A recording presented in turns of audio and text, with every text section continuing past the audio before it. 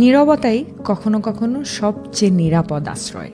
মানুষকে সবসময় নিজের দুঃখের কথা বলতে নেই, কারণ এই পৃথিবীতে সবাই বোঝার মতো বড় মন নিয়ে পাশে দাঁড়ায় না।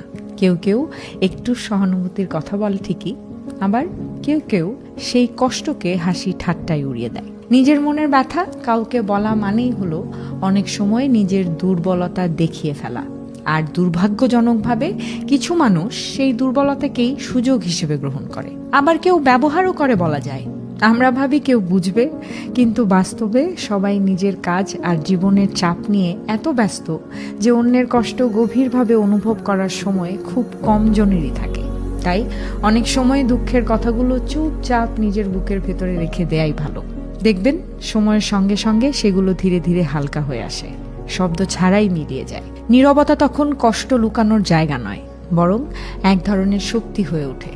আর সেই নীরব মুহূর্তগুলোতেই নিজের মনই হয়ে ওঠে সবচেয়ে বিশ্বাসযোগ্য বন্ধু, যে না কাউকে বিচার করে, না উপহাস করে, শুধু চুপ করে পাশে থাকে।